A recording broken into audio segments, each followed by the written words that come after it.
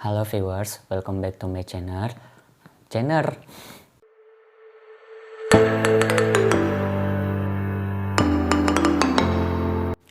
Assalamualaikum warahmatullahi wabarakatuh. Hello viewers, welcome back to my channel.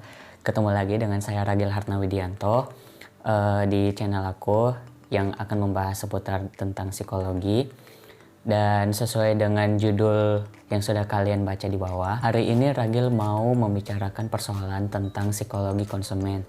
Jadi sebenarnya video yang Ragil buat ini sebagai pemenuhan tugas ujian akhir semester 4 Ragil di mata kuliah psikologi konsumen. Jadi buat teman-teman nantinya yang akan mempelajari psikologi konsumen mungkin bisa menonton video Ragil ini sebagai referensi kalian dalam pembelajaran di mata kuliah psikologi konsumen. Jadi langsung saja di bab 1 itu terkait dengan pendahuluan, di mana kita di sini akan mempelajari tentang definisi dari psikologi konsumen itu sendiri.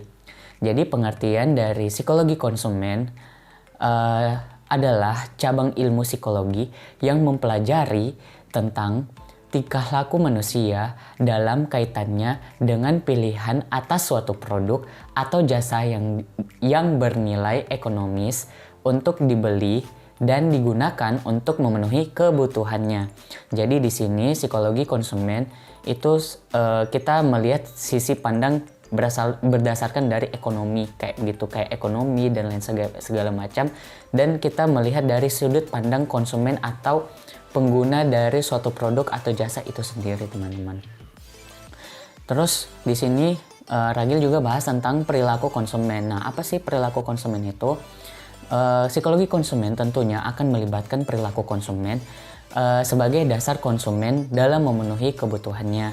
Tentunya kita yang mempelajari psikologi akan mempelajari tentang perilaku-perilaku yang perilaku konsumen itu sendiri, kenapa bisa dia membeli atau memutuskan suatu barang atau jasa dan lain sebagainya. Terus dari perkembangan psikologi konsumen ini, awal mulanya psikologi konsumen merupakan perkembangan dari perluasan dari bagian psikologi industri dan organisasi. Jadi awalnya itu dari PIO ya teman-teman, yang mengarah pada spesialisasi ilmu pengetahuan.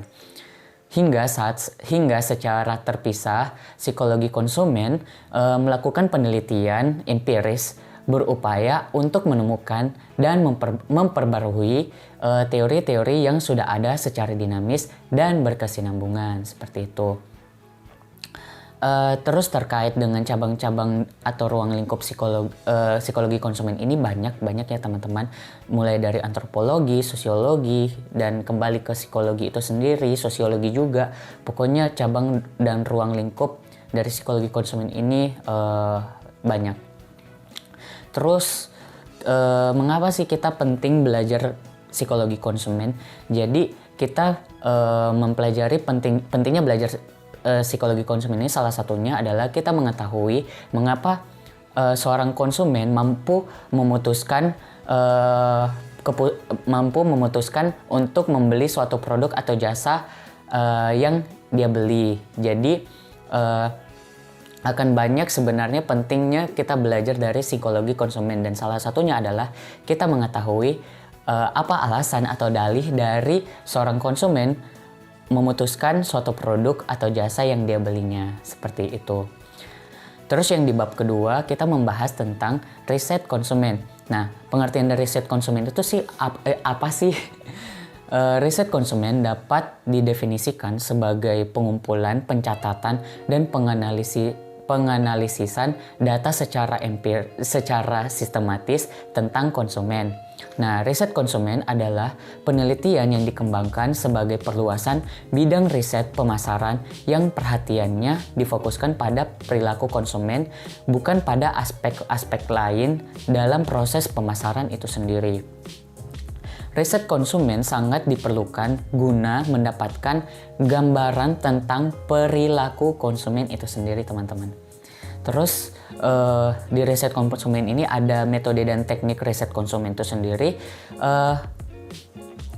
Yang pertama dilakukan riset kuantitatif di mana dilakukan tekniknya seperti teknik observasi, eksperimentasi, dan juga survei. Terus yang kedua ada riset kualitatif. Yang pertama teknik yang dilakukan adalah wawancara mendalam, yang kedua adalah kelompok fokus, yang ketiga adalah teknik proyektif, yang keempat ada analisis metafora, dan yang kelima adalah pengukuran fisiologis. Di bab selanjutnya kita akan mempelajari tentang budaya dan perilaku konsumen. Di budaya dan perilaku konsumen tentunya kita mengetahui di lingkungan kita akan ada unsur budaya yang berlaku. Jadi budaya memberikan cara, arah, dan pedoman kepada konsumen di semua tahap pemecahan masalah. Budaya bersifat dinamis dan secara perlahan terus berkembang untuk memenuhi kebutuhan hidup seseorang. Seperti itu teman-teman.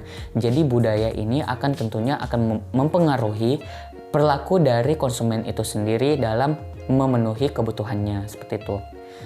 Terus yang selanjutnya kita akan mempelajari tentang kelas sosial dan perilaku konsumen.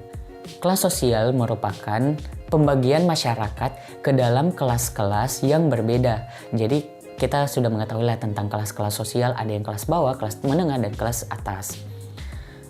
Faktor-faktor penentu kelas sosial itu terbagi menjadi 3 variabel. Yang pertama ada variabel ekonomi, yang kedua ada variabel interaksi, dan yang ketiga ada variabel politik. Dari variabel ekonomi tentunya ada faktor-faktor yang penentu kelas sosial. Itu yang pastinya adalah pekerjaan dan juga pendapatan.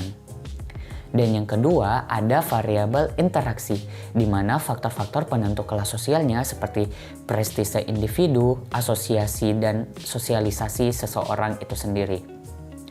Dan yang ketiga ada variabel politik. Variabel politik, faktor-faktor penentu dari kelas sosial itu sendiri ada kekuasaan, kesadaran kelas, dan juga suksesi.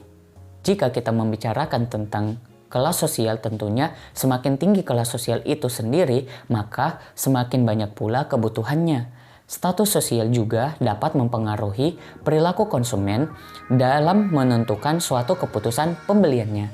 Jadi, jika status sosialnya itu rendah, maka keputusan pembelian dari suatu harga produk juga akan rendah. Sebaliknya, jika status sosialnya tinggi, maka keputusan untuk pembeliannya juga tinggi. Selanjutnya saya akan membahas tentang bab 6. Bab 6 di sini akan mempelajari tentang kelompok anutan dan perilaku konsumen. Pengertian dari kelompok anutan itu sendiri adalah sekumpulan orang yang mempengaruhi secara bermakna pada perilaku individu. Dalam konteks perilaku konsumen, kelompok anutan merupakan suatu kelompok yang mempengaruhi sikap, pendapat, norma, dan tingkah laku seseorang. Pada bab kelompok anutan dan perilaku konsumen ini, kita juga mempelajari tentang daya tarik selebriti dan kelompok anutan. Daya tarik selebriti dan kelompok anutan ini membagi jadi 5 daya tarik. Yang pertama ada daya tarik selebritis, yang kedua ada daya tarik tenaga ahli, yang ketiga ada daya tarik orang biasa, yang keempat ada daya tarik eksekutif dan karyawan, dan yang kelima ada daya tarik karakter pedagang dan juru bicara. Selanjutnya kita akan mempelajari pada bab 7. Di bab 7 kita akan mempelajari tentang pengertian keluarga dan perilaku konsumen.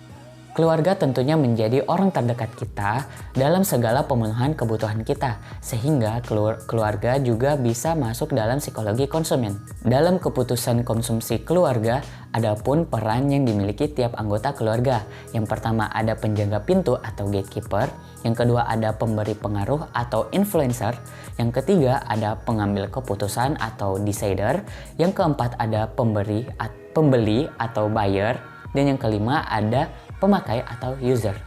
Selanjutnya kita akan mempelajari tentang fungsi periklanan ditinjau dari sudut psikologis.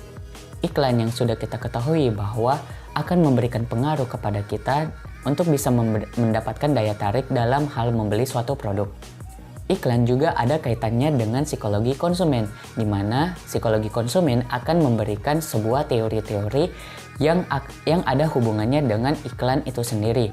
Jadi psikologi konsumen di sini akan memberikan teori-teori yang berelasi dengan periklanan itu sendiri. Yang pertama ada teori belajar, yang kedua ada teori stimulus respon, yang ketiga ada teori kognitif, dan yang keempat adalah teori gestalt. ada 3 efek periklanan bagi konsumen itu sendiri. Yang pertama ada efek kognitif, dan yang kedua ada efek afektif, dan yang ketiga ada efek konatif. Ketiga efek ini akan mempengaruhi para konsumen hingga periklanan bisa menjadi efektif dalam pembelian dari suatu produk itu sendiri. Iklan dikatakan efektif bila adanya daya tarik yang dimiliki oleh konsumen. Yang kedua ada memunculkan minat dari konsumen itu sendiri terhadap iklan tersebut. Yang ketiga memberikan sugesti pada konsumen. Yang keempat adanya tindakan konsumen untuk bisa membeli dari produk yang ditawarkan oleh iklan. Dan yang kelima memberikan kepuasan bagi konsumen itu sendiri. Selanjutnya kita akan membahas bab 9 terkait tentang model-model perilaku konsumen. Pengertian model-model perilaku konsumen adalah dapat diartikan sebagai kerangka kerja atau suatu yang mewakili apa yang diyakini oleh konsumen dalam hal mengambil sebuah keputusan. Tujuan dari model perilaku konsumen ini sendiri yang pertama adalah mengembangkan teori, yang kedua adalah memudahkan dan mempelajari apa yang telah diketahui dari perilaku konsumen itu sendiri. Selain tujuan dari model-model perilaku konsumen, adapun fungsi dari model perilaku konsumen itu sendiri. Yang pertama sebagai deskriptif, yang kedua prediction atau prediksi, yang ketiga adalah explanation, dan yang keempat adalah controlling. Setelah kita mempelajari tentang tujuan dan fungsi dari model-model perilaku konsumen itu sendiri, kita mempelajari tentang macam-macam model perilaku. Yang pertama adalah perilaku konsumen yang kompleks, yang kedua perilaku konsumen yang mengurangi ketidaksesuaian, yang ketiga perilaku konsumen yang mencari variasi, yang keempat perilaku konsumen menurut kebiasaan.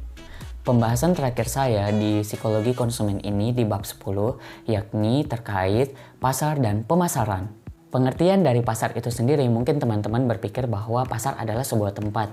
Padahal di sini pasar dapat diartikan sebagai tempat juga. Yang kedua adalah sebagai pemenuhan kebutuhan, dan yang ketiga adalah sebagai aktivitas dari orang-orang untuk bisa melakukan jual beli. Mempelajari tentang pemasaran, tentunya kita akan mempelajari juga tentang proses pemasaran itu sendiri. Proses pemasaran akan dilakukan 4 tahap yang dilakukan. Yang pertama adalah analisis peluang pemasaran itu sendiri. Yang kedua, pengembangan strategi pemasaran. Yang ketiga, perencanaan program pemasaran. Dan yang keempat, pengelolaan usaha pemasaran. Jadi guys, itulah tadi materi singkat tentang psikologi konsumen itu sendiri. Jadi bagi teman-teman yang nantinya akan masuk di jurusan psikologi konsumen adalah salah satu mata kuliah yang nanti akan kalian ampuh. Dan materi yang tadi saya bahas memang singkat-singkat dikarenakan dari tugas psikologi konsumen saya ini memiliki batasan waktu yaitu 15 menit teman-teman. Jadi saya mohon maaf bila materi yang saya sampaikan itu kurang padat, kurang menjelaskan secara menyeluruh begitu teman-teman. Jadi terima kasih buat teman-teman yang sudah menonton. Mohon maaf bila ada salah-salah kata, dan sampai jumpa di video saya selanjutnya. Dadah.